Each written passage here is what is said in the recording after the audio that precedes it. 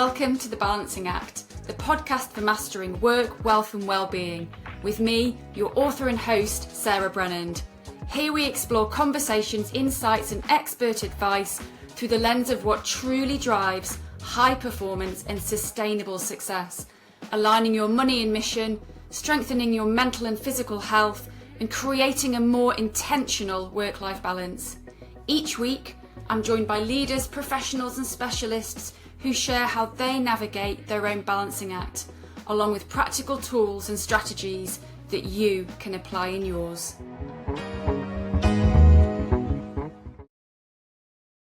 Welcome to The Balancing Act.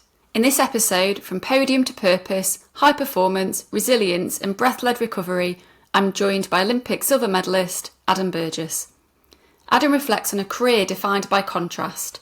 An Olympic silver medalist, his pride of winning gold in a team race, alongside the disappointment of a single mistake in an individual performance. We explore what that tension reveals about elite sport identity and the psychological demands of performing under pressure. In our conversation, Adam shares how sports psychology, resilience and breath-led recovery have shaped both his performance and his transition into coaching. He speaks openly about learning from setbacks, the role of team dynamics, and how breath coaching has become central to his work beyond competition. This is an extended, raw and reflective interview recorded as part of the research for my book Balancing Act, offering insight into what high performance really looks like behind the podium. Let's begin. Firstly, thank you for taking time to have a conversation. Firstly, I think the main thing is to jump in and congratulate you with coming back from Paris with yet another medal, a gold medal, European champions. So I think we'll start there. Let's just start with, to the outside world, you are a high-performing, elite, consistently successful athlete. What does life look and feel like for you at the moment? That's a big question to start with. It's good. I feel very lucky that I get to do something that I love every day. And I think when I get asked a question like that and you kind of take the time to stop and think about it, realize kind of just how lucky I am, it just blows my mind a little bit that this is like my career. Because it's, it never, when I started, I guess it was never about that. I always wanted to be successful in the sport, but, I started it as a hobby, even though quite quickly, I had dreams of going to the Olympic Games and things. It's, I guess, you don't realize at that age what that would be like to be, like I'm 32 now and I'm doing a sport for a living, which is a bit nuts. So just on that point, how old were you when you started? I was 10, just turning 11-ish when I started. Okay. And what sports did you do before? Like, was that, did you wait till you were 10 just because of access to it, or were you doing other things? It was just, that was just when the opportunity came up. Okay. And until then, I was always a very active kid. I was doing all sorts, like football, swimming. Those were probably the main ones at the time. But I had sort of, my mum would have to take me to something pretty much every night of the week. So when this opportunity to try canoeing came up, I kind of wanted to do it.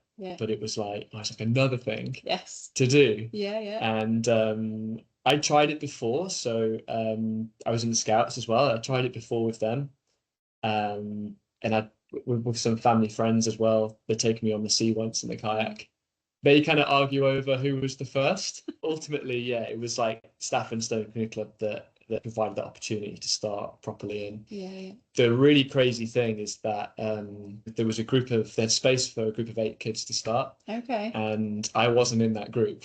Oh wow. Okay. So the little permission slip that you have to get signed to be able to go to things like that was just kind of crunched up in the bottom of my bag. And I wanted to do it, but I wasn't, didn't organise myself enough. And I only started because someone dropped out about 6 weeks in. And then when second time around, that opportunity came up, and it's maybe it was the universe just giving me a little second nudge, you should do this. And it's cool because I've been back to the school a couple of times over the last 2 years, and I can just vividly remember where I was sat, what room it was, who I was with, and how like not significant a moment it probably felt just to like put my hand up in class. Yeah, it's bizarre. It's like the way my whole life's panned out has been because that 10-year-old just put his hand up. Like that's it, which is mad. And of course, that was just the start of the journey, because lots of people do, start sport, and some do it to a high level. But you've managed to, as you kind of started the conversation, actually it is a career now. It isn't sport that's on the side, sport that you do along with lots of other things, that you grab a bit of time for when you can. Did you always want it to become more than just a hobby? I can remember being at school and being asked like what I wanted to do when I was older. I remember saying that like I wanted to be some were saying I wanted to be an athlete and a student. So the guys at the top at the time were like in canoe slalom were at the top of the sport, and like they were studying, and I thought that was like, that's the model. I just want to do what they're doing. Yeah. So I guess I had pretty good role models from a young age. And yeah, I think I was obsessed with the sport. I think that's probably So how often were you down there? Really like internally motivated to kind of just figure it out and just improve like from like a skills perspective. Yeah. And I was pretty young, maybe as young as like 13, I think, when I just realized myself like, oh, there's nothing stopping me going training before school. Yeah. I remember I sort of identified these sort of 3 windows in my day where I could train. And it was like before school, after school, and then there's like another one in the evening. And it was like, well, if I can do 2 of those a day, I'm doing a lot. I don't know how I managed to train twice a day and go to school, when now it feels like training twice in a day takes up like the whole day. But we did it. Training twice a day, because obviously at this point you're at school. Is that training in a canoe, or is that what does that? And from a parent's perspective, what did that look like? Yeah, I guess you don't just go, "Hey, mom, I'm just gonna disappear and train it before." Like, did that require her? It's kind of what happened. Yeah. So there was a rule that you weren't supposed to be on the river by yourself. Yeah. Under 16. Yeah. I definitely don't recommend anyone goes and does that. But like where it was very safe where I grew up training. So there's no white water in Stone. You can paddle from the bottom all the way to the top. Like it's really like not flowing very fast. Yeah. It was on my way to school. Yeah. So that was usually my cue to stop training, was when I saw other kids like walking over the bridge at the top. It was like, okay, I need to get off and get changed. Yeah. And yeah, I mean, it wasn't like every morning. Like I was like any teenager, I like my sleep. Yeah. But it was like, some mornings before school I'd do it, and then like every evening. Yeah. And then on the way home from school as well. Like even if I wasn't on the water, so we had the river where we could train slalom. There was the canal right by it, so I could do my physical work. And then we had a gym as well in the canoe club. So it was just like really accessible, I guess, at that time. So Andy Neve was my first coach, and his daughter was a junior, just making British senior team for the first time. So like, he was really involved in the sport. Again, like good role models at the club. I think one thing he was quite big on was that we came together as a group to do our training, but I think he taught us to train. I can remember him having this, like doing this presentation with us, talking about, the different phases of like your sort of athlete's career, and that we were at that stage training to train. It's something that I think I see not done so well actually in a lot of the like talent ID programs, and where kids are sort of, I guess, brought into like our Paddle UK system and just always coached. I think it's a bit problematic in that, I spent so much time training on my own, and that's what's made the difference, I think, to be like really independent. I wouldn't like it if my training plan on it like every week meant I was coached in like every single session. Like I like a bit of that space to go out and just explore, especially in such a skills-based sport. I think you need a bit of that time on your own, just like figuring things out with the water. And is that more of a mind or a physical, or both? More of a mind thing, I would say. Okay. Because I think that I think it takes a lot of like intrinsic motivation, but also like an interest in like the process of it. And I think, like that kind of work, certainly like the skill stuff that, I like to be on my own for a lot of that. I think, yeah, there's that. And then obviously there's the side of training on your own when you just go and like flog yourself on the flat water. You've got to be able to do that too. You mentioned that what you saw, the, older ones, role models who were the athletes doing it, where they were training and they were studying. So is that where your interest or commitment to continuing your education alongside your sporting career? Yeah, I think so. So yeah, it was seeing the guys at the top, I guess, that were, high achievers like across the board. Yeah. I think was like really good role models in Campbell Walsh, David Florence, like they're the two. I mean, Campbell, I think, was studying like astronomical physics, David, mathematical physics, like both like super intelligent. Yes. And they were the top two guys. Yeah. So I think, when you're like 11, 12 years old and they're the role models that you're looking at, I think it's versus maybe what we see in other sports sometimes, I guess. Like it's very different from like football or something. And so I think I understood quite early that I couldn't rely on it as a career forever. Yes. Okay. Yeah. And that I think I understood the value of like balance and having something else going on. Yeah. And then so I left home pretty young. So I moved at 16 to Nottingham so I could train more on the whitewater. So what kind of level were you competing at when you moved at 16? So at that point I was making British junior teams, maybe like 2 years of that at that point, but was sort of identified at that age as like, like could go on to be like a top senior athlete. And part of the agreement was from British canoeing side was that, we were allowed to do that. And we were, for those first 2 years, I was living with a host family. Yeah. And part of the agreement was that I was there to train, but I had to stay in education of some sort. They were kind of, a bit loose on what that entails. And yeah, my mum was very on that, like, you go to proper school and do A levels. And yeah, it's tough call for her. I remember she was really didn't want me to go. Yeah. And I remember we had a meeting with our the manager of that program at the time, and she just said, I really wanted to do it. Yeah. And she sat through the whole thing like, nope, he's not leaving, he's too young. And then I stayed for a training camp, and she told me like years later that she cried all the way home.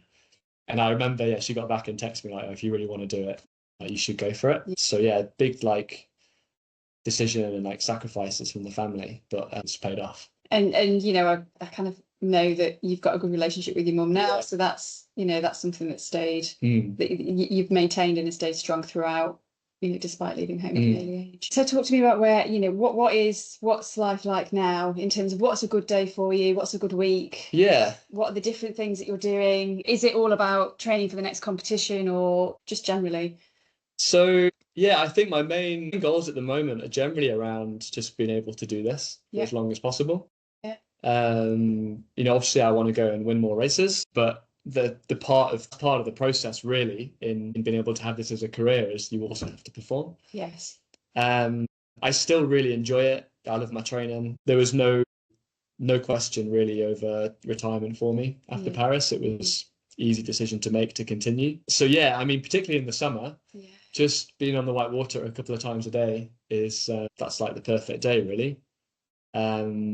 Obviously now I've started to take on like some more commitments. So running the breath coaching business on the side, very much see that as, again, it's just something else. Nice to have like balance and something else going on in my life. I think having multiple areas like that is useful when, because this sport can be very cruel at times, if races aren't going so well, but I've got something else going on that's exciting. I guess example being, obviously European Championships just got back from in Paris. Obviously the gold medal there in the team race was a really big result. I'm really happy with that, but didn't perform as I'd have liked in my individual. Really frustrating, disappointing result for me. And just the sport, I made one mistake and was really punished. But then I'm really excited because tomorrow I'm going to go and do some work with GB hockey with my breath coaching hat on. Oh wow! So there's still, when one side sort of lets you down a little bit, if you've got something else, it sort of picking you up. It's really nice. How many mistakes are you allowed before that might mean it's no longer a career anymore? Is it, really on the edge all the time? Or... I think my stage of my career, like at my age and year one of a new cycle, it's a little bit more open, I'd say, for, this year and next year. The Olympics is the big one for us. It's what, it's what funds the whole program. So we very much operate on these 4-year cycles. I've got 3 opportunities to become a world champion in between games. That's very much my goal this year.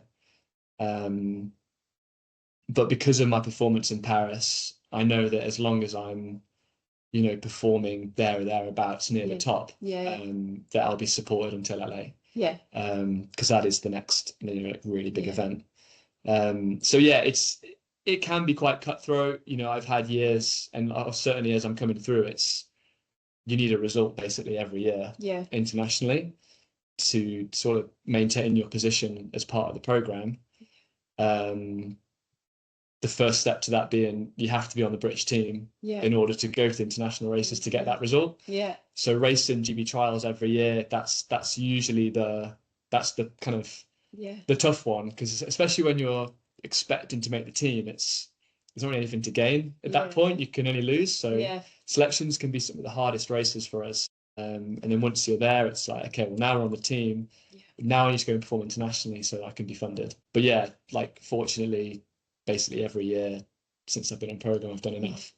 Obviously, I think the stakes get a little bit higher as obviously the better you perform, and at World Championships or Olympic Games, there's higher levels of funding. And at my age now, when it is my career, it's I've got to maintain a certain amount. I think just to be responsible. Yeah. If my performances did start to deteriorate and I was kept on funding but not at the same level, it would be a difficult decision then to be like, well, how long can I potentially live like a student again, I guess, to make it work. I've definitely had some tough years, financially, building up until this point where it does feel like a career now. And just what you were saying, I think I remember going back years ago, kind of teaching, the sport management and talking about the business side of sport. And it very much feels like that when you're saying, it relies on the funding. And is that the funding of the program, or is that external sponsorships or? Yeah, I'd say it's a combination. So being funded by UK Sport Lottery funding, supported by Paddle UK, that's a huge part of it. Yeah. But even if you're at the sort of top end of that, I think as you get into adulthood and you get more responsibilities, it's even that level of fund, you do kind of need to look external. It's not easy in sport, certainly a sport that's not often in the spotlight as well. It's tricky. I'm really fortunate to be sponsored by JCB, so they came in to support me in the build up to Tokyo. And that's been a 5-year relationship now, and continuing. For me, it's pretty much with them coming on board as when it feels like a career now.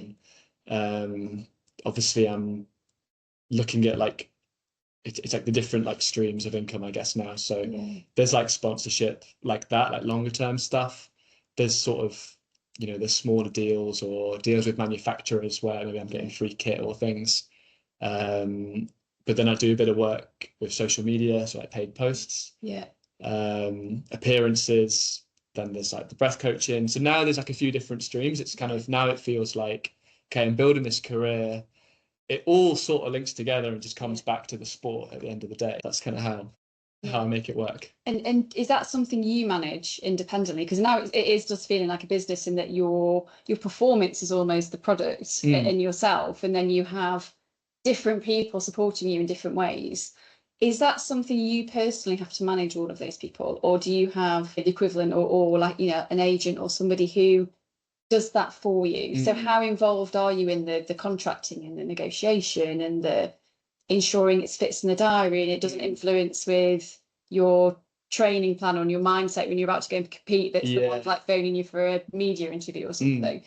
So we do get some support with that. I do a lot of it myself. I'm fortunate that, particularly my relationship with JCB, that's been so long now, and that's really good. So my contact there, he knows he can just pick up the phone, and that's fine. And then, I do have an agent that I signed with since that deal came in. So they deal with everything else in terms of like contracts and negotiations. That's the kind of, they're just well informed on, what stuff should cost in terms of like, an Instagram video or things like that, which, I knew nothing about at the start. And then I guess internal as well at Paddle UK, if requests come in from outside, we have a media officer. She's experienced and like knows the score there. Nothing would come to us at the wrong time. Yeah. And if, an interview request or something came to me at the wrong time, or I wasn't sure, I just sort of divert them that way as well. So if we spend a bit of time talking about the breathwork next, because I know it's becoming a growing part of what you've done and what you are now doing. And yeah. So I first got interested in breathwork because of a shoulder injury that I had. Yeah. This is 8 years ago now. And I think what was so frustrating about that injury at the time was it wasn't just that it was keeping me from training. It was also that no physio or doctor seemed to know what was wrong. So as someone who was like willing to go and do the work, whatever it took to get better, but there was no clear path for that. So it was a particularly frustrating injury. It's probably the only injury I've had where I was worried, like, is this it? Yeah. Just because of the unknowns around it. And finally, one physio suggested that I was breathing too much from my upper chest, and didn't really have much other support other than that one fact, kind of, try not to. Even now, to be honest, there's not great support around breathing in sport. And I think it's no one's fault. I think it just didn't really fall into anyone's like camp, like in terms of like S&C or physio or medical even. And like I had signs early on in my career. So, I remember complaining of not being able to get like a full breath in, particularly like training in the cold. And I was given an inhaler, and like, I don't believe I'm asthmatic. I don't need an inhaler anymore. It didn't do much for me at the time either. I really struggled with allergies as well, particularly in the summer. So I guess then I had the breathing trouble in the winter and during the summer, but I was performing. So how much did it matter? And I think it's kind of why it can be sort of brushed aside a lot. Because a lot of athletes perform well despite, something.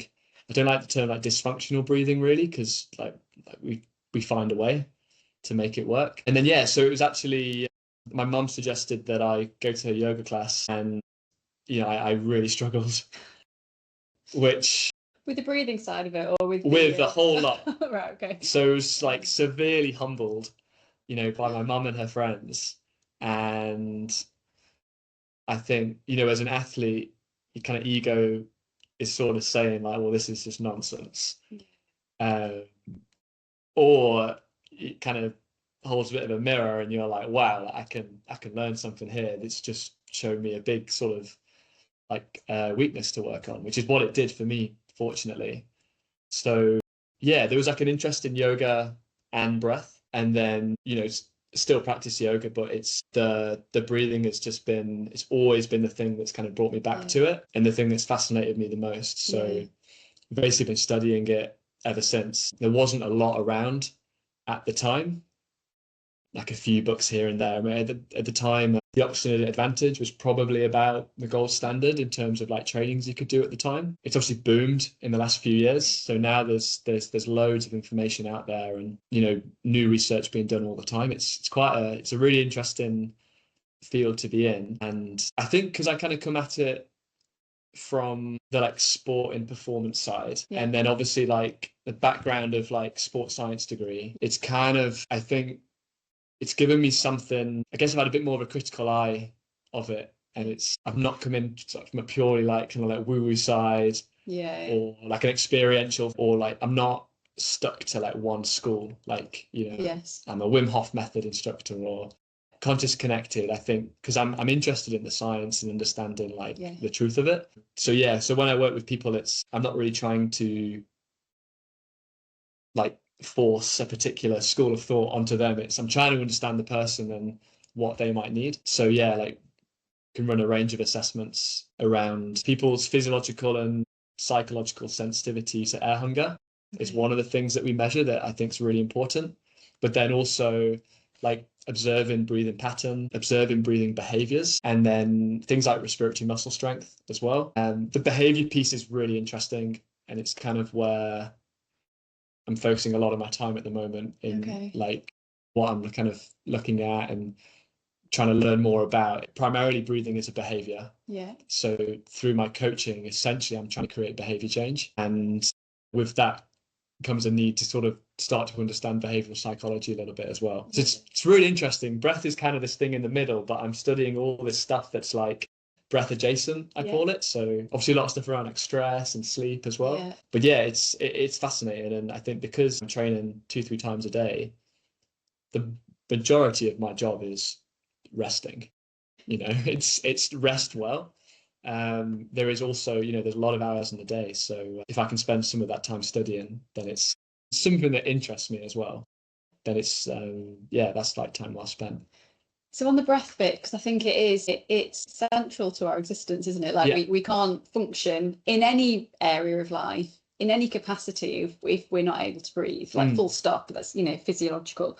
I think there's lots of different research out there about using breath in different ways. You know, you talk about using it to stable ourselves through anxiety, or to manage nerves or adrenaline ahead of presenting, or to slow it down to rest and recover, or ahead of going to sleep. You know, it's you're not aiming to get really high, quick heart rate and then just drop off to sleep. I know after having children, I used to get quite a bit of backache, and that was down to, apparently it was down to kind of posture, in terms of kind of muscle recovery from having the kids. And it was like, oh, you need to learn to breathe properly again. And you're like, the first thing, you know, it's one of those fundamentals, you're born breathing, and you're told that actually you need to learn to breathe properly again. And it's quite unusual to think, well, surely I just do that like I'm still alive. But actually, when you know, it does have a huge impact. So because I think it's valuable across all areas of life, from just, you know, myself through posture and just general, through to yourself looking at how can you solve an injury that no one else seemed to have an answer for, but that is going to have, you know, you are competing at the highest level. Any extra gain is really vital for you, because as you said, the winning and losing leads to funding, which leads to continuing in a career. So what kind of clients would come to you? Because you can apply that to all sorts of areas of life, which you clearly do. Who comes to you, and what does that journey look like? So the majority of what I do is online. Is, you know, it's really good for me with all my travel. It helps. So still very much like figuring out exactly how I want to run it alongside sports. So I've got the luxury of kind of like started this business, but, you know, I know a lot of people, they take a bit of a leap and, you know, maybe they quit their job to do the business. For me, it's like I know that I'm kind of looked after with sport, and this is an extra. So I feel like I have room to play. But what I do, so I have one-to-one clients, and I require, you know, a commitment of that. So they sign up for 8 sessions. So because I have limited availability with my one-to-one work, you know, I want people who are motivated, and I want to like see transformation. So that's the reason for needing to commit to a program for it. It's not a lot we can do in like one session. Then I have like a workshop, so that's kind of like my corporate offering. I have like a one-off of that, and then I do an upsell of like a course if they want it afterwards. So the workshop is more about, I guess, just inspiring an interest in it, that this is something to take seriously. And then the upsell, if they want it, is then like sort of the how, and we can like get into it. It is difficult, much more difficult working with groups. So, you know, I've done some work with a couple of sports teams. It becomes a bit more about like education at that point, I think, because the coaching is hard to make personal enough when it's a group, because everyone comes at it from a different perspective. You know, even if they've got the same background or in the same sport, you can get two completely different issues. So I guess I try to focus it more on like education and allowing the athletes to sort of be empowered themselves to understand what's going on and how to sort of improve it. So yeah, a bit of work with teams, And then outside of sport as well. So, I've worked with high performers in music and business. In business, it's often more about like managing like stress, burnout. Yeah.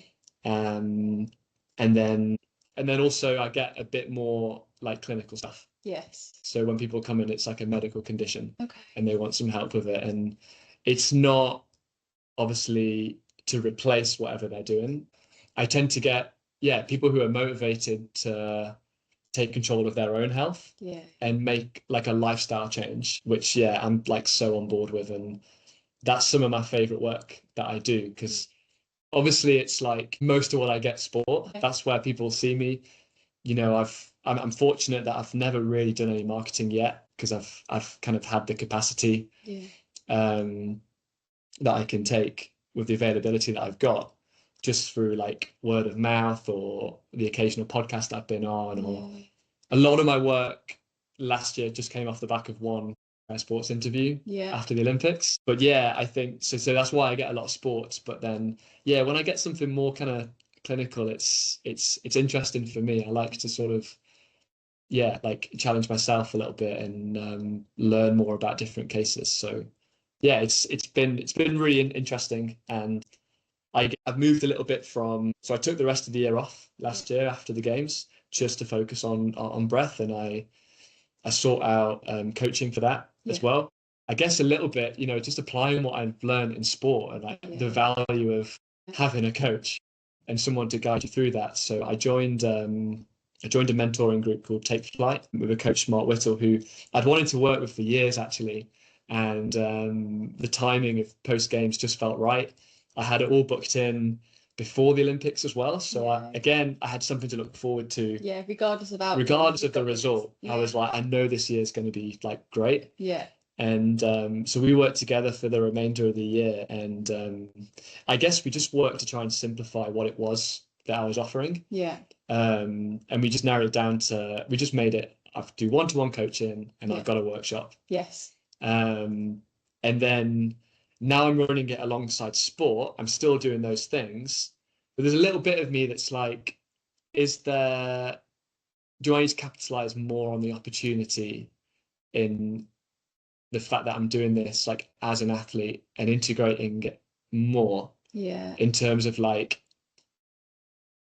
rather than, some of the coaching, is it more about like brand deals? Yeah. But I bring the breath work to it. I'm not just an athlete. There's like another kind of side to it. So that's kind of where I'm at right now. Working it out. Yeah. And you've got time. And I've got time. Yeah. Like ultimately, this probably will be what I do post-career in sport.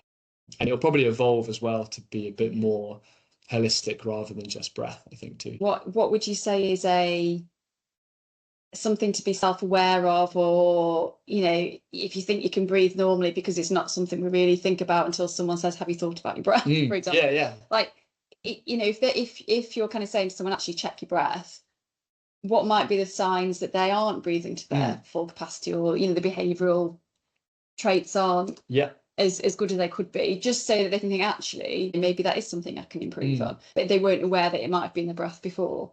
So the first thing that I always work on with people is the mechanics of their breathing, and a really simple way to think about that is through something called the NGSE principle. Okay. So it's NGSE, and it's actually easy to remember because it almost spells nose, but it doesn't quite. The G is round. Do it as a and it looks a bit like a nose too. So NGSE stands for nasal, gentle, slow, and expansive. So at any moment that you draw attention to your own breath, it's just checking with those things. Is it nasal? Is it gentle? Is it slow and expansive? So nasal, yes or no, I'm breathing through my nose versus my mouth. Gentle, so what's that sensation like?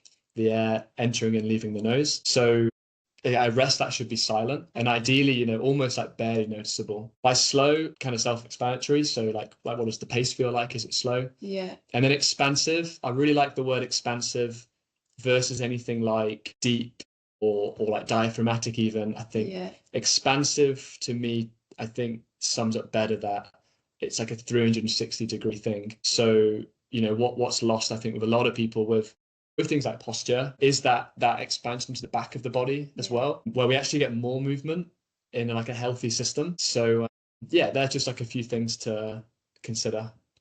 Okay. And that's inhalation and exhalation through the nose. Yeah, at rest, then yeah, the mouth doesn't really serve any purpose for breathing at rest. It is like a backup system. Oh, okay. Obviously during exercise, there's different demands. Yeah. I'm a big believer in trying to push nasal capacity, so our ability to breathe through the nose, at least to sort of upper like zone 2 kind of level, but maybe a bit beyond that as well. There is a point where it would become more inefficient to try and maintain it. Yeah. But we have like a gearing system, so I guess you've kind of got the controlled nasal in, nasal out that's slow, then you've got a more powerful nasal breath, and then nose in, mouth out, mouth in, mouth out. But if you're at that point, that should be like, that's your top gear. I've not got long left, rather than I'm just starting my 5K. Yeah. And I'm already breathing in and out through the mouth. It's like, okay, this is going to hurt. And it's actually a bit less about performance. So like it is more efficient, but to me, it's more about like the longevity of it. It will feel harder at first to exercise just breathing through the nose if it's not what you're used to. It might feel like taking a step back, but ultimately you'll kind of get two forwards. But it's like how much calmer you feel doing that versus that fast, shallow in and out through the mouth. The perceived exertion of exercise would feel a lot less if you're able to maintain that nasal breathing for longer. And is that purely down to oxygen and how quickly that gets into the body? There's lots to it, yeah. So there is like a chemical element to it with that relationship of oxygen and carbon dioxide. So certainly at rest, there's a big advantage to only be breathing through the nose. We oxygenate the brain better. Actually, like less is more with that, like the slower, lighter breath. It gets to the point where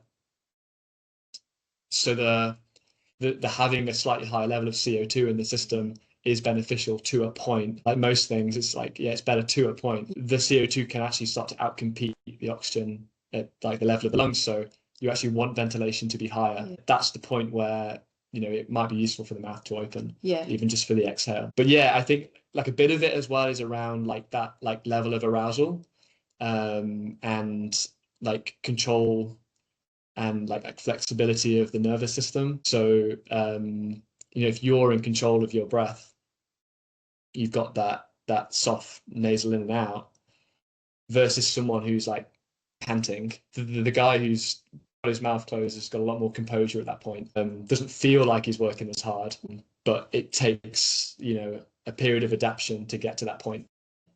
And do you find when you're training, do you focus on the breath as you're training, or is it something that's much more natural to you now?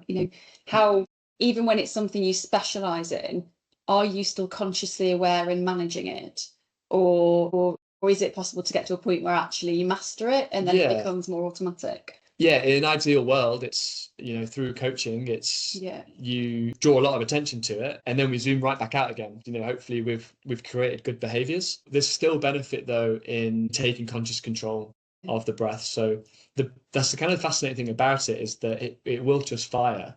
It's like the drive to breathe, it originates in the brainstem. It's an area called the pre-Botzinger complex, and it's what we call a central pattern generator. So that will just tick over. You don't need to think about it. But we have this ability to take control. We activate different areas of the brain when we do that. So areas involved with processing emotion, for example. So even just, if someone's having a bit of a panic attack, or just like very stressed about something in the moment, then the advice to, take some deep breaths or focus on your breathing, like on so many levels, that's kind of working. Yes, it might be, the breaths might be too big from a chemical perspective and they're offloading too much carbon dioxide, but actually just that conscious control itself, we're shifting the areas in the brain where more blood is getting to. We get a change in brain waves as well. It can totally shift our state. And that's kind of what's fascinating to me about it, is that I think I've been doing this quite a long time now. So I've gone through phases of like, it's all physiology. It's all about this oxygen carbon dioxide relationship. Yeah. And then it's been like, I'm really interested in biomechanics right now. It's that. And then it's like, it's all psychology or it's neuroscience, it's this. And I think now I'm in that place where I see that you kind of like pull one lever and there's a response in the nervous system, there's something going on in the brain, there's something going on like chemically. I think that's just what's so fascinating about it. Absolutely. Okay, so you touched on emotions, that, you know, the management of them. So if we kind of just look at the emotional intelligence element for a moment, if you just give me an insight into how well you manage your emotions in the lead up to important situations for you. So, you know, the obvious one is the Olympics. You know, you have to wait 4 years. Yeah. Do you have a process or a ritual for making sure you are in the best place physiologically, but also mentally at the right time that you need to compete at, you know, at your ultimate best? What is that process and how far in advance does it begin? Yeah, that's a big question again. I think, I mean,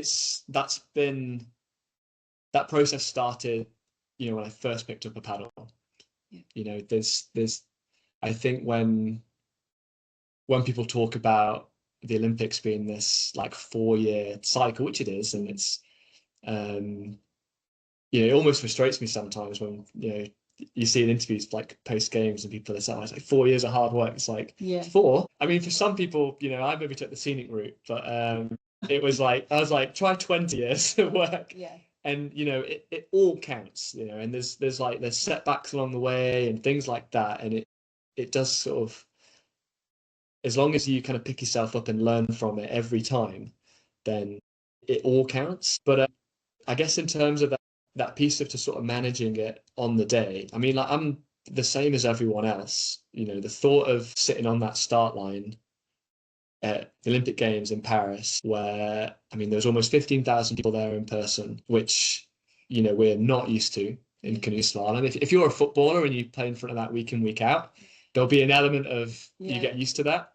For us, it's, you know, this more of like you get a gathering rather than a crowd. You know, that was intimidating.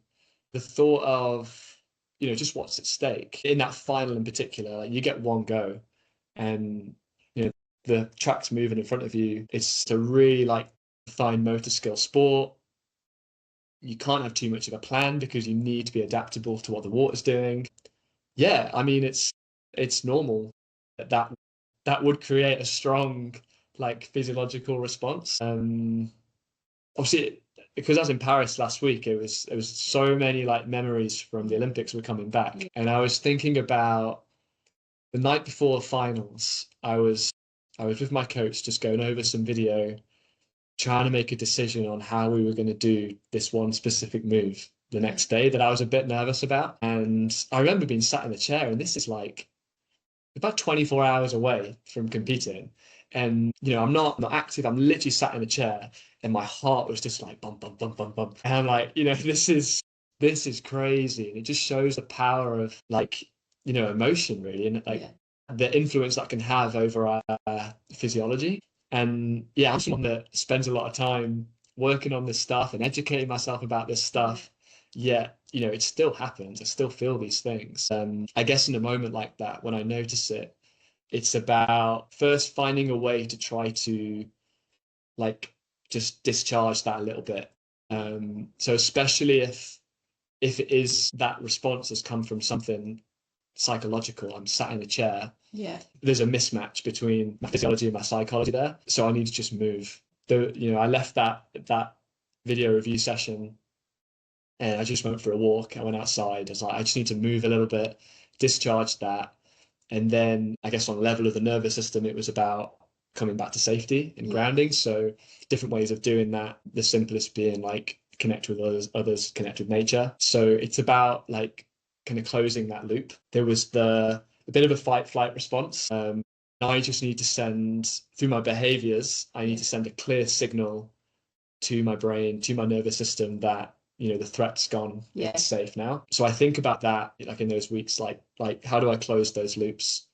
And how do you close them? Is that because you said about connecting with others and with nature? Is that for them to calm you? Is that to go for expertise? Is that it's a cue of safety that that neuroceptively we're picking up on. So it's not necessarily on the level of like the senses. It's more, it's deeper than that.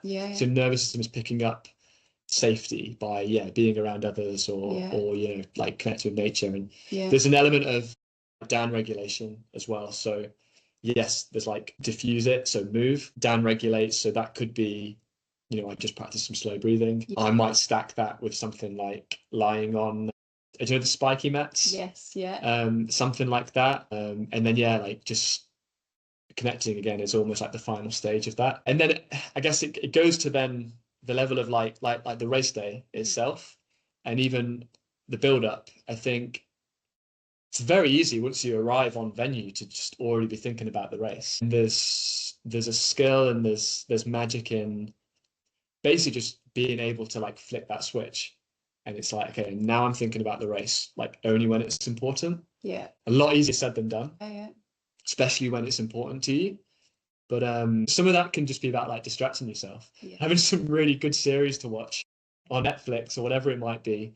My ritual is usually more, especially at the games, it was like, I'm going to watch stuff that I've already watched.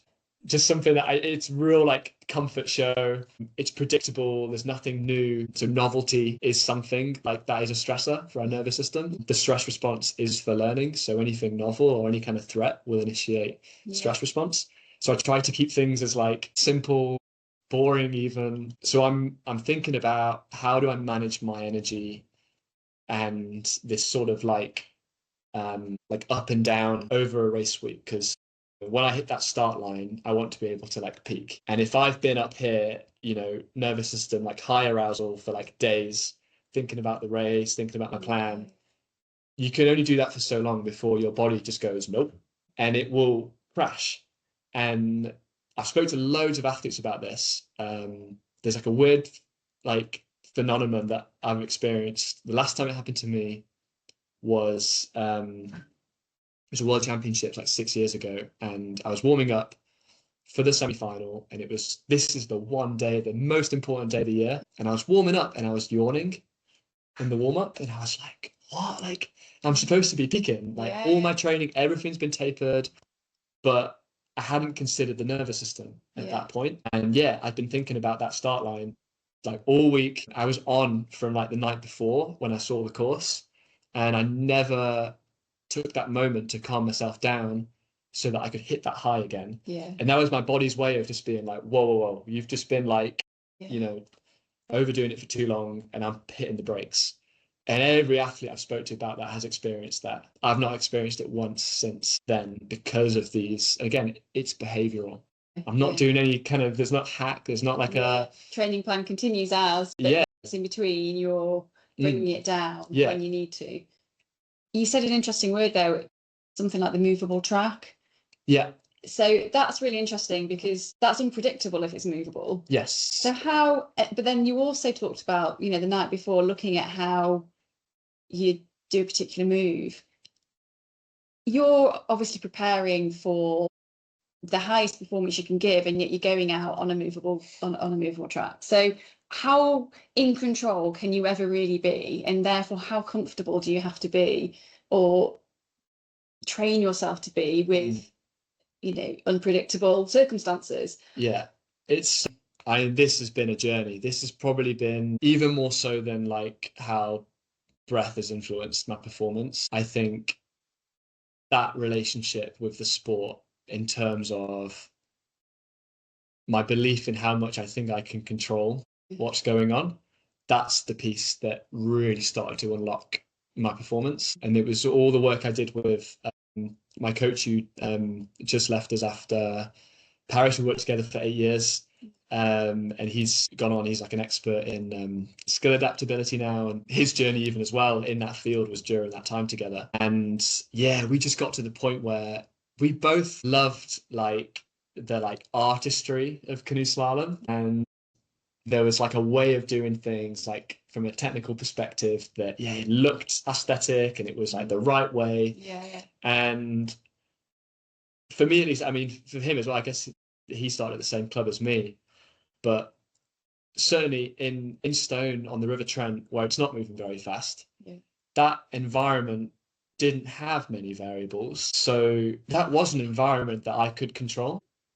I think even when I started racing on like bigger white water, there was still always a way of doing things, like a right way of doing the sport. Even like if there's a phrase in slalom, people say like the ugly win, and it's like there'll be athletes that would be content taking the ugly win, and there's athletes that would actually rather not. And I was one of those before, and I think it there had to be a belief shift in basically recognizing that that environment is wild, and I can't control it. I don't know who said it first, but the phrase no man steps in the same river twice, because he is not the same man and it is not the same river. That's canoe slalom for me, summed up. And there's what I call like a responsible level of decisions to be made before I go out. So we study the course from the bank, and for me it's about making space. It's like, where are my like key spaces that allow me to use my pace, and that's all I really like plan. Now it used to be like, I would plan every stroke, and to think I actually believe that that's what I could go and do. Yet yes, if the stars aligned, I go and perform, and it wasn't happening often enough. This shift in belief helped me to become the kind of consistent performer that I am. And I think it's not just something that you can turn up on race day and do. That's a philosophy that we like live and breathe every day in training.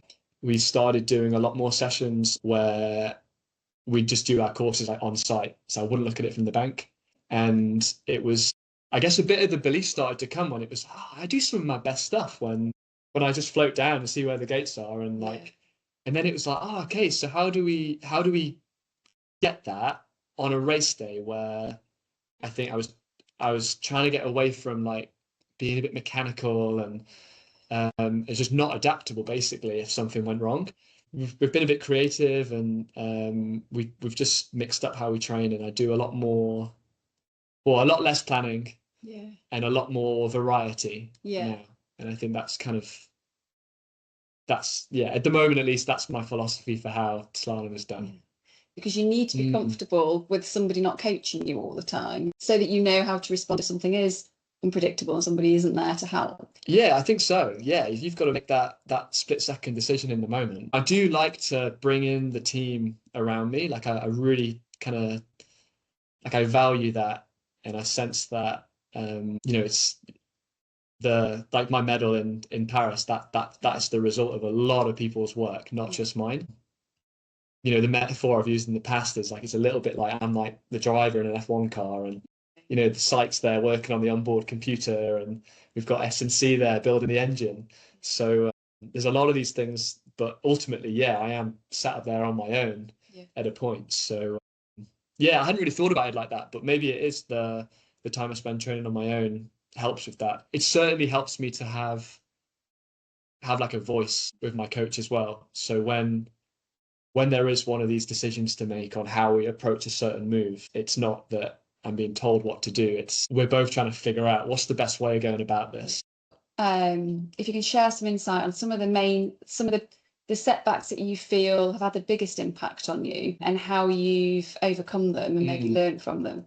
Yeah, I'd say the first, so I guess until like 2012, I'd say. I'd reflect on my career to that point. I guess I was 19, 20 years old that year, and to that point everything was sort of going like to plan. I'd been relatively successful as a junior. I was just starting to break into seniors a little bit. That was the first year that I picked up some of the senior races as a reserve on the team. But I finished fourth at a World Cup that year, which was a big result at the time for me at that age. I think at that point I was like, I'd been competitive actually at like the Olympic selection here. Fast, just not, with the experience to deliver enough over 3 days to be selected. But I think at that point I was like, yeah, this is my time now, and it's just going to keep going, and I'm going to be senior team next year. And that year ended with a back injury that, again, it was a bit of like an unknown for a while, and I was kind of in and out of training, really sort of broken training, and yeah, didn't get what I wanted at the like selection trials the following year, and the back was still giving me trouble, and finally got it scanned at that point, and that was when they found that it was a stress fracture, and I took close to 6 months off at that point, which by far the longest that I've taken off before. And there was a bit of, I guess at the time I'd always been the sort of top for my age or those in and around my age. And I guess I had to deal with the fact that when I came back from that, I wasn't. And then, yeah, the following year, with people moving on from the sport, that really should have been my moment to make the senior team for the first time. And the two guys that I had been beaten before, they both did it ahead of me. It was a bit of a fight kind of back from that point. And I think because I still struggled with injury, I guess, for the next 3-4 years. And it was different things. It was shoulders, both shoulders, actually, different occasions. But I started making the team at that point. And I basically learned to perform with like what I had at that point. So I can remember going for selection that next year, and again, I had really broken training all winter. I had a really extended period out, and I remember I've like, okay, I've got like 4 weeks to selection here where I'm actually fit to train, and I just thought, well, I can't get faster in 4 weeks. I'm not going to learn anything new, so I've just got to get really good at just putting down what I've got. I shifted my like model of training really away from what the group was doing here. I basically trained like in the selection format at that point. I tried to basically make training as much like the task as possible. I put pressure on myself to deliver on my first run. I would only do 2 runs. So if I hadn't performed yet, I went home not very happy about it. But it's like I wanted to feel that so that the next day I came back and performed. And I was basically simulating that race like every week for like 4 weeks before the event came around. Our format at the time used to be 3 races over 3 days, with our best 2 results counting. So when it came to the real thing, I'd just simulated it like 4 times, and every time I'd made the team. So I was confident going in, and I think that my training was probably a bit more specific to that task than what other people were doing at the time. And is that something you just chose to do yourself? So you, like, in terms of the autonomy of going, I'm going to change my training plan, I'm going to do something different because this is what I think I need. Yeah, we get quite a lot of say like in how we want to operate here. It definitely depends on the athlete. Some athletes prefer to be told what to do. I really like to feel like the coach athlete relationship is like a partnership. We both want the same thing. And I mean that's evidence, like we see that I could see it in how gutted my coach was on Saturday after my semi-final in Paris. Like, he felt that as hard as me, we've only been working together since January. So to see that's one positive thing out of the race. That's like, know how on my side he is. But yeah, like, we're a team. So if I've got any ideas about how I want to work, then I can bring that. We talk about it often. I think Its Psychology is probably the support service we interact with the most. I like those meetings to be as a 3. We rarely do those just me and psych. It's quite often me, psych, and coach all together, because like we were talking about the language that we use on the riverbank and things like that. So let's pick up on that one though, because it takes us into the communication piece.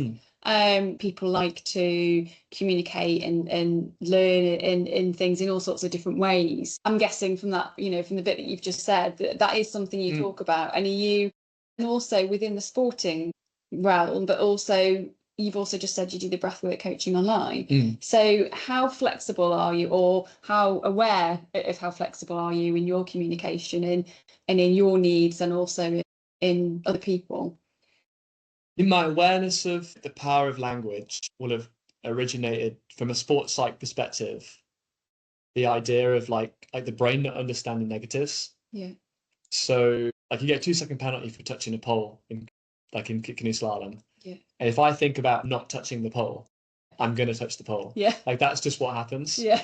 So the shift is to think about what's the space I need to be in rather than like the avoidance. And I think that's like a model for language that kind of like, you can sort of zoom out into like lots of different things. So certainly when it comes to, setting plans or like intentions, framing it in the positive, I think I'm so aware of it now. If I say like, don't do this, or, I don't want to be here or something like that, I spot it every single time. Even if sometimes it's difficult to like frame that in the positive, Yeah. but it makes you think, well, what do I actually mean? What actually is my intention here? But I always spot those, which I think is really interesting. Another one for us, I guess, spending time like on the riverbank with my coach, and actually just in sessions, just the way we talk about how things have gone in certain moves. I guess we build that shared language, where we just like learn to understand each other, and even like times people listening in might not have a clue what we're talking about. We come up with like silly names for certain like techniques or ways of doing things, but we just build up this shared language that I guess just makes things more efficient and easy to understand each other. We try to be aware of certain things. I don't perform well if there's too much detail. I can have the detail, but ultimately we have to like zoom out, and it's like, well, what's like the intention? What's just some really simple cues, some really simple intentions behind it. And particularly when something's gone well, say in a semi-final, and I've got to go and deliver the same thing in the final, we try to avoid, we might go to the detail of, well, this is what I did. We always strip it back to, well, what was the intention that led to that outcome, rather than what was the technique that led to it. Because I might be in a different position next time, or the river might be different, and it's like, well, let's have the same intention going in, and we're open, we're not attached to doing it in a certain way. Which again, I think, like the river just teaches us so much. It can get quite philosophical, I think, canoe slalom, but like a bit of like, you can have an intention, you can know where you want to go, but for sure, like holding too tight into like a process or way of doing that can be really counterproductive and can shut you down to either like a much better way of doing things, like an opportunity, or your blinkers are on and you don't see the danger, the threat that's coming. How does that influence your approach generally to what you do in life? Because it's dead easy to imagine you are focused on your sport, the next Olympics, and the one after that, and the long term, and that it would be easy to go, that's quite linear, that's quite focused. Are you still open to other things that might come in, or do you purposely kind of put the shutters down and go, actually, I can't afford to be distracted? I guess there's like a time and a place, right? There's like my coach was laughing at me yesterday because my phone was connected for our drive back, and he was like, out of office. And he says, I was like, yeah, it's just so no one can like book in with me around the race, right, for breath work. So, okay, I get it. So like I'll have times where it's, so that was my first big peak to be racing in Paris. And I did do some work whilst I was out there, but I had a cut off that, okay, now it's just about the race. Yeah. And even if it's not a race day, or like what we spoke about, it's sometimes it's just I need a bit of time just to do boring stuff and just be calm and not think about it, but also not be like working. But the rest of the time, there's something I find that I'm saying a lot lately is that we're adaptable on the water and we're adaptable off the water. On a small scale, that would mean my actual race day process. I'm not super attached to, I get changed 1 hour before and I walk the course here, because I might need to flex because, well, for starters, my coach supports 3 athletes. Yeah. So when I want to walk might not match with when, like if they're competing whilst I want to walk, that won't work. Or, you know, or it might just be a day where I've qualified really well and I'll benefit from watching the first athletes go down. Yes. Yeah. So in the past, I've been pretty rigid with that stuff, and it's like I warm up for this long, I get off, I have a watch, I get back on and I warm up for this long again.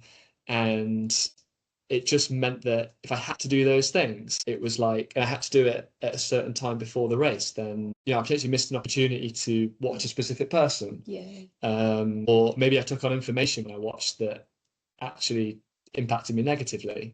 So we're adaptable, like off the water now, in that, yeah, like those routines can all be different. That sort of last 5-10 minutes, my warm up, I guess, when I get into the boat for the last time and I go and race, that's pretty set as like a routine. Most of the time thinking about my breath, to be honest. My breath and my simple cues.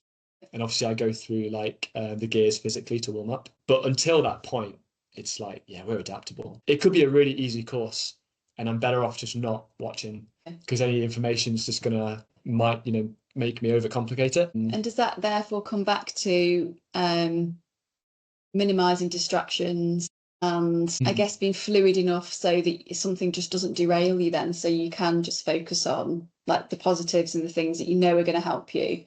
Yeah, it's being fluid enough and open enough to have that opportunity. So I mean, I guess if you'd have asked me like even like 4 years ago at like the Tokyo Games, if I could see myself at the next Olympics walking the course already in my kit, versus like, because usually you walk the course in your clothes and then you go get changed and get on. But in Paris, there was still a bit of a question mark in how I wanted to do one of the moves. And there was a really good athlete who hadn't qualified well, so it was early off. And I could watch him, but I didn't have time to watch him and get changed and warm up. But I could get changed before and come and watch him and then go. And yeah, because I have that adaptability now, we were able to do that. And that was an opportunity that I wouldn't have had before, because I was too rigid in this is how I do things. And then, I guess you zoom out even further from sport, I guess it's just being open to opportunity. I guess one good example is like people say there's no money in our sport and that it's really difficult to get sponsorship and things like that. But as soon as you say that, you've just closed yourself off to it. And actually, if you start recognizing that, or telling yourself there's loads of opportunity, like, you know, we do something really cool, we have ability to create really cool content, tell cool stories, we've learned some pretty amazing things that we can share, like, wow, there's so much value there must be loads of opportunity. And I think like I had that mindset shift. You know, I said before, I had some really tough years financially, especially moving down here. And yeah, there's a bit of coincidence, but like as I had that shift, a week or two later was when my JCB contract came in. So obviously, you know, there's like a bit of a like fairy tale ending to that piece, but you know, I don't doubt that if it wasn't that, it was something else. Because I was open to it, and like it's like the whole thing with there's the area of the brain, isn't there, the reticular activating system, and it's the area that these like law of attraction things are based on, right? If you know you want a blue car and all of a sudden you see blue cars everywhere, right? It's that kind of thing. And if you're open to opportunity, then you see them, but you're not going to if you don't think they exist. On another area, it's something I wanted to cover with you. Rest is obviously really, really important in terms of physiologically, neurologically. You've talked about, you know, that you can't be up here and maintain it all the way. What's your go-to when you want to rest? You've talked about kind of distracting yourself or sometimes doing, you know, just watching the same thing in terms of preparation for, but what is a rest day? Like for you? Well, there's rest days, but there's rest that you build in to every day as well. I have a friend who always introduces me to people and says, "Here's Adam, and he's paid to nap." I say, you know, rest, it's the most important thing that we do as athletes. We've all got access to the same tools and stuff for training, but what we do with the rest of our time like massively influences how productive that time is when we get to train. So we spend most of our time resting. I think one of the most important things for me on that is, again, a little bit of that closing the loop piece, is sending that clear signal to the brain that okay, training is now over and now this is rest. So that, again, that might look like it's the same thing. It's down regulation and connection, essentially. And how close you can do that to training, like, the better. Yeah. Yeah, I love to nap. So that's obviously a big piece. I'll often nap after my morning training session. I could nap twice in a day, 20, 30 minutes, nothing crazy, but like still be in bed by 9. And is that something you can just switch on? You know, because there's a lot of people who struggle to just fall asleep at night. Yeah. Night and in the day. Have you trained yourself to switch off as and when you need to? I think part of it's like the pressure of it. Okay. So when I say I go to nap, I don't fall asleep every time. Okay. It's probably not even like half the time, to be honest. But, you know, I'm lying down with my eyes shut for that 20, 30 minutes. And sometimes I'll do like a yoga nidra or like some kind of guided meditation or breath work or something. And sometimes it is just straight up sleep. But I just put it all under like the nap, which I guess, that's a little bit where some of the problems some people have with sleep is that urgency around sleep. Yeah.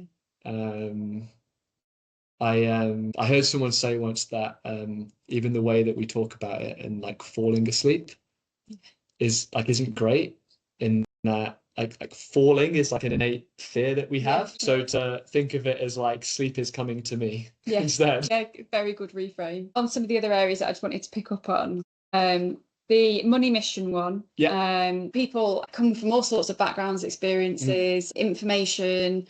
You know, somebody who perhaps has family and friends who are always employed, that's the norm, they kind of know how to do that.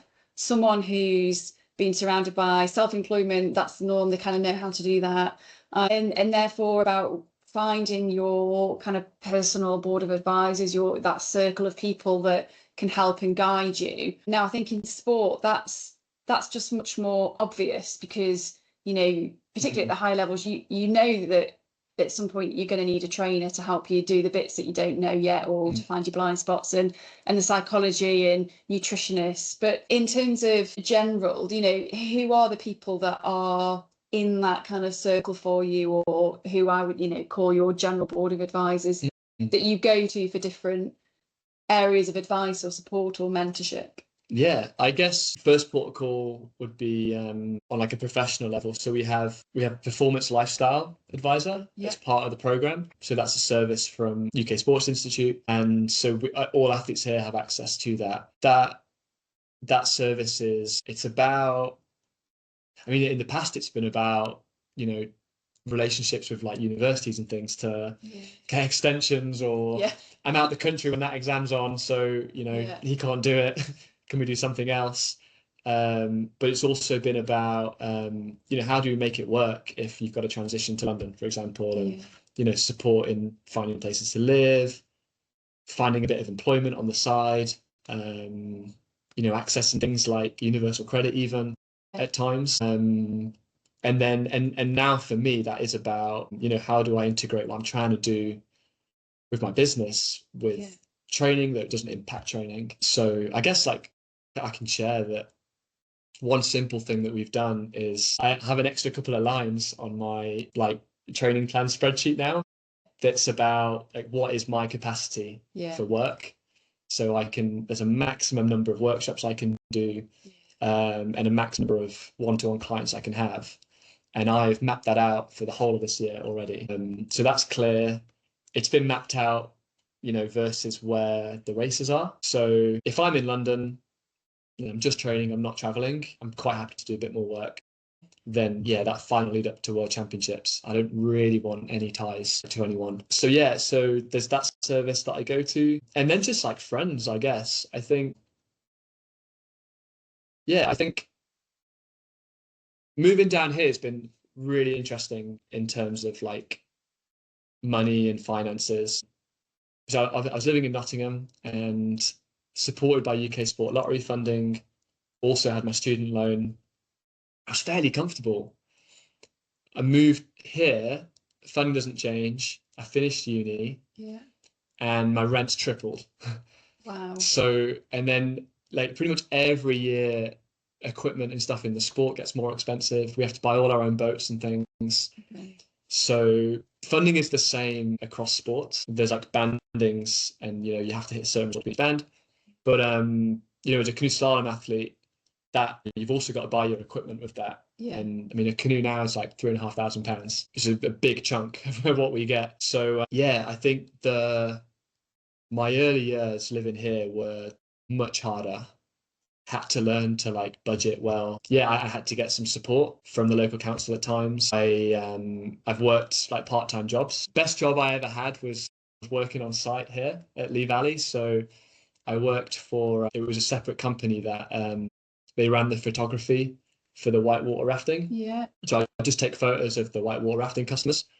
I wasn't a photographer, but the guy who ran the business was like, well, it's easy to teach you how to use a camera than to teach a photographer when the raft's going to flip. Yeah. Because Yeah. So yeah, I did that for a few years. That was a really cool job, especially because it was on site. I mean, I've done a little bit of like bar work and like barista work, but I think even though but the first at least like 5 years that I lived down here were like tight on a budget, like that's like really paying off now, because I think you're going to learn. I mean, everyone does when they leave home, I guess, and all of a sudden you're fending for yourself. You sort of learn the value of money a bit more, right? And I think part of it is, I value my experiences so much more anyway. I'm not a particularly material person, not like flashy, but now I actually make fairly decent money, but I've not kind of fallen into the trap of now living to my new means. Yeah. It's like, well, I learned to budget, and if anything, I got tighter when I started making a bit more. It was like, well, now it's worth saving. Before, it's like I could work hard and maybe pocket like 50 quid at the end of the month or something. But then it was like, oh, actually, if I save, I could save a decent amount here. And obviously, I've got a bit of catching up to do, because like I was pretty much 30 before I started making any real money. But it's like I'm grateful for that time now, because I think I'm better with it now. I'm a lot more like strategy, and I see opportunity now and understand, I think, how I actually have an opportunity over the next 4 to 8 years, hopefully, maybe even longer, that I'm in this sport. I think I used to have a negative mindset, same as a lot of people in the sport, that there is no money in canoe slalom. Whereas now I'm like, this could probably be the best years of my life from a financial perspective, because I got so many options of like different streams that when I finish, well, there goes sport and sponsorship. That's gone. And how long term is long term for you? Like, how far do you consciously or unconsciously think? Yeah. I think I'm pretty confident that I'll do this sport for 2 more Olympic cycles, so until 2032.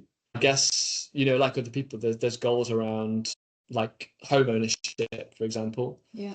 But I don't exactly know where I'm going to be when I finish the sport. So I'm really kind of like, I'm not super attached to that as a goal. I guess it's like the adaptability piece again. I'm not someone that's like particularly driven by money and like wealth. I really value experience. So I think, I don't know what like the number is, but enough for me probably isn't as like, it's not some crazy aspirational number. That I think it's pretty easy for me to be content from that perspective. So the way things work in sports, so our UK sport lottery funding comes in as a grant. Yes. And then everything else I put through a limited company, like it separates things. And again, like we're advised on that, like within the sport.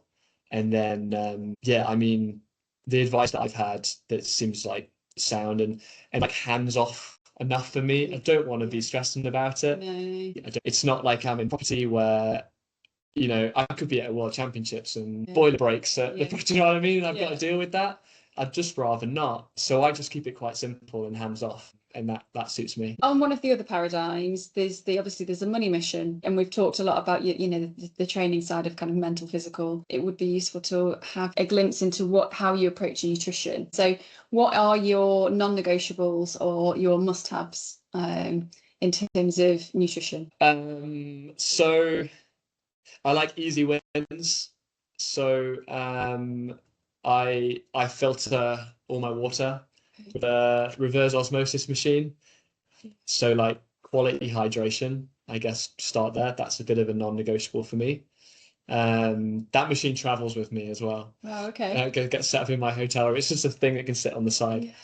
And then like food wise, yeah, I just try to eat as real food as possible. Just avoid processed food. I think if you're doing that, it's kind of hard to get it wrong. I think in the past, because I've never had an issue with like weights, as in like being too heavy, I think I probably underestimated the impact of nutrition on sport.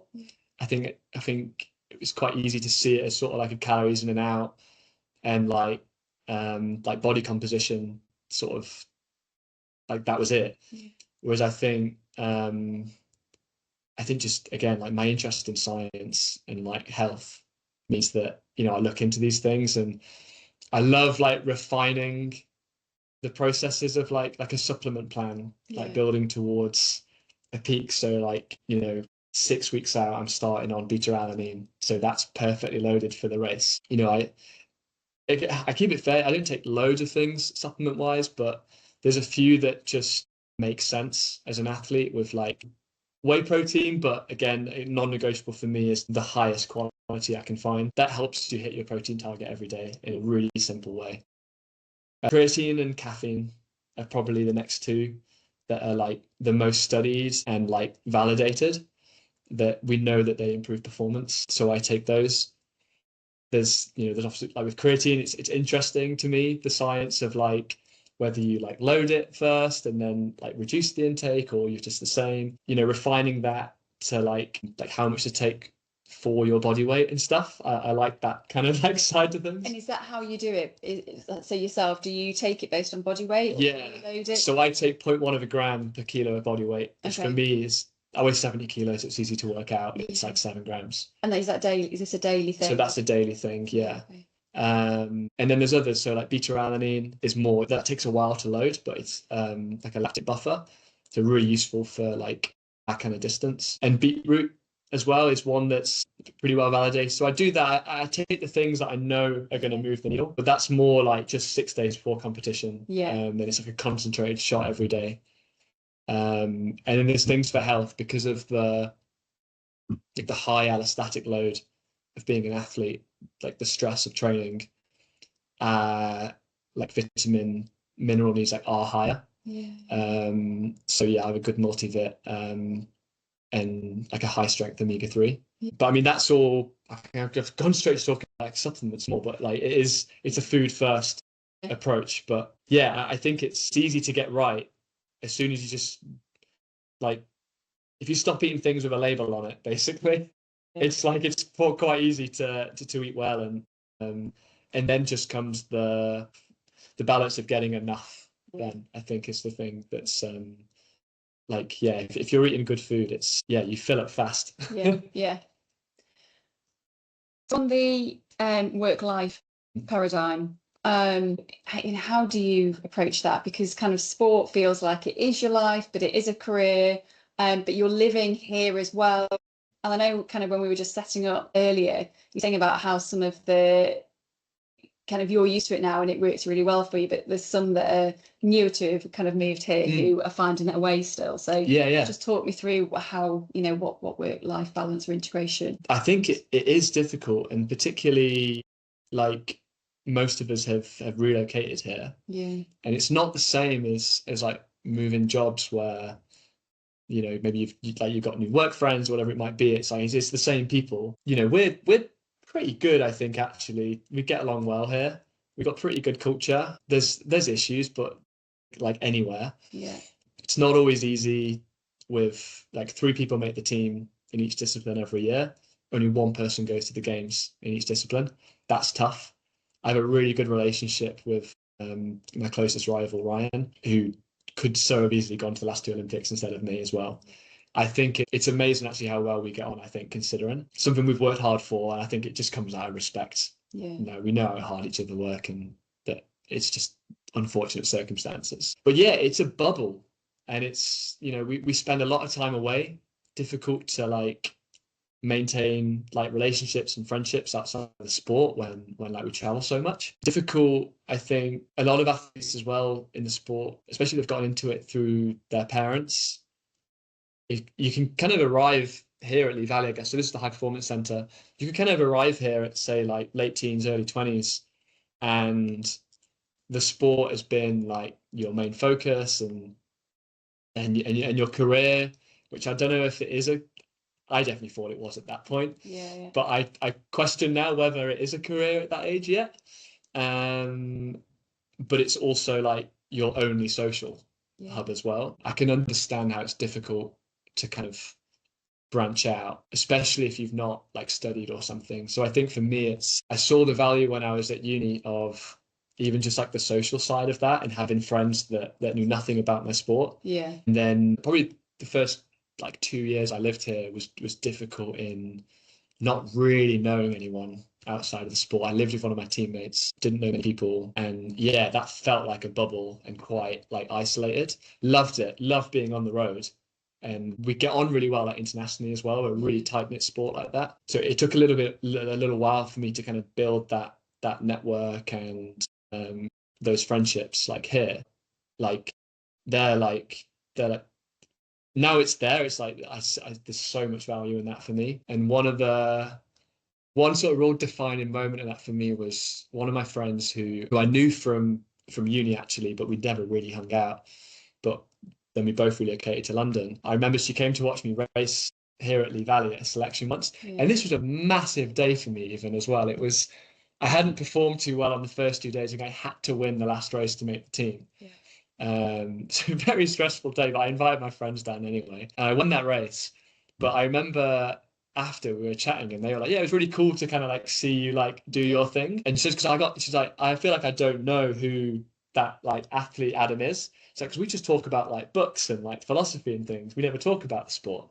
I think, yeah, like instantly I was like, I kind of recognized the value of her saying that to me. I was like, I really appreciate it. I was like, that was like probably the biggest compliment I could have from a friend. Yeah. That they were seeing there was so much more to me than just my sport. Yeah. Which it's easy when you're in this bubble to not see that in yourself, I think. You know, to see that, you know, you're on a list of names and there's your result and that's where you stack up. And it defines who you are. Yeah. So that group of friends in particular were really like, yeah, they like changed a lot for me, I think, in how much I was enjoying my time here. Yeah. And actually, of that group, actually, none of them live in the UK anymore. So I've had to rebuild again.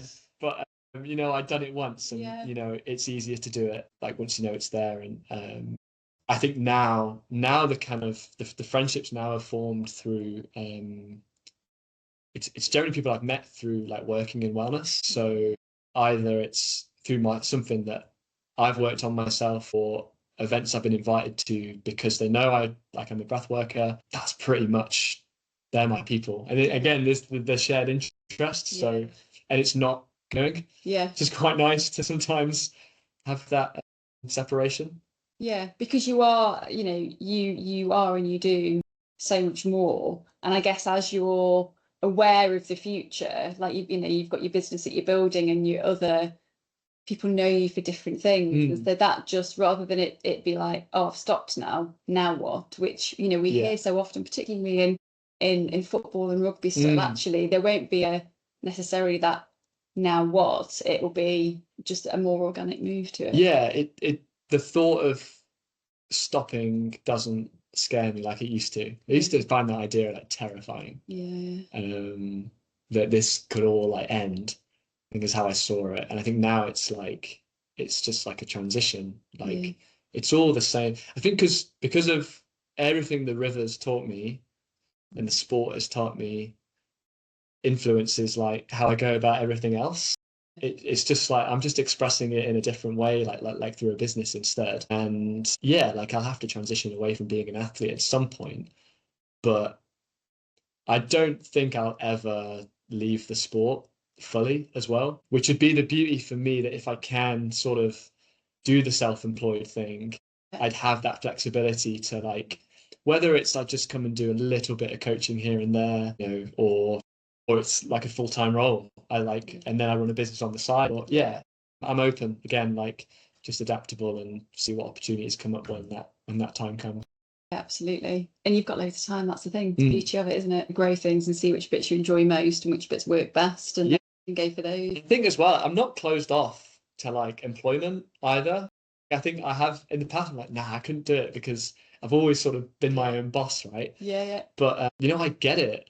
Like when my salary or like my is purely performance dependent. Yeah. There's part of me that's like, it would be quite nice to like just be employed and you know what you're getting each month, you know where you stand. Like I get it. I get why, that like a lot of people go down that route. But I think because I'm in sport and the way that I've lived my life so far, because most of my friends are self-employed in the wellness industry, I think it feels more aligned. It'll be a more natural transition from like athlete to like business owner. I like the prospect of that sort of like sky's the limit. And there will be tough days for sure, but I've had that in sport and I've always come through. Yeah. And again, that's building that's back to resilience again. Yeah. You've done it. So like already you're like, well, that's less scary now because look where last time I happened and where I am now. Yeah. Massively so. Yes. If you could give 3 pieces of advice to your younger self, what would they be? How young? As far back as you want to go. Oh wow. I don't know if this is like, I don't know if this is cheesy. I feel like I don't have advice for like him, for that version of me, because it's just like I just got nothing but gratitude to 10-year-old Adam for raising his hand in that class. So, whatever he was doing, like I think I've always generally been a pretty happy, positive person and I definitely was as a kid. It's like the advice is almost, I think, the other way around. It's like, no, just keep trying to be that. And that's one thing we didn't speak about actually, was that I didn't realize how I value that action of 10-year-old me. I always talk about it like a separate person, like raising his hand in the class to start this sport. Not something I planned. As I said, I have a bit of a routine for how I prepare that last sort of 10, 20 minutes before my race. But the presence that I aim to like cultivate in Paris in the start line and sense of enjoyment, that for some reason I had this like moment of like connection with 10-year-old Adam. Again, not a separate person, and the last thing I said to myself before I left the start blocks was like I said, don't hesitate for a moment. And because my like why was about enjoying myself out there and showing everyone how amazing and how beautiful canoe slalom is, it was like, I think it was like the show everyone why I fell in love with the sport at that age. And then ultimately, there was a moment in the run where if I'd have hesitated, I would not have stood on that podium. And I think, like he did that. So no advice to my younger self, just take the advice. I should take the advice from him. Is the other way around? Yeah. I really like that. The other thing was 3 to 5 tips that you'd give anybody else who wanted to create a successful or a high performing and sustainable life, whether in sport or beyond. I think the most important thing is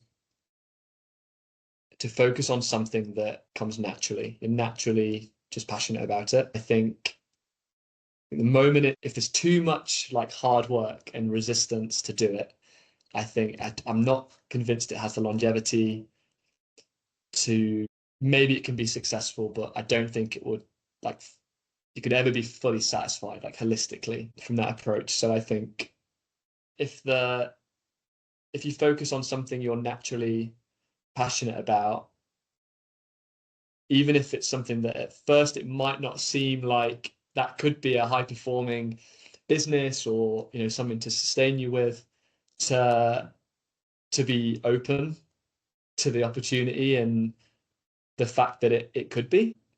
And especially I think because of, if it's natural, it's authentic, and that has value. I would say I would say be adaptable, because if we hold too tight to plans or a way of doing things, we miss both opportunities and potential threats. And then I guess the positive reframe of that as well is to be clear on the two things you can control. And that's like, what's your intention? And then based on that, where are you placing your attention? It was a pleasure speaking with Adam, and our conversations informed sections of the Balancing Act book focused on resilience, recovery, and the lived realities of high performance. If you'd like to explore any of the themes discussed today, you can visit the Balancing Act website to learn more about the book, hear from other experts and high performers, and continue the conversation around leadership, performance, and wellbeing at www.balancing-act.co.uk. Thank you so much for joining us today.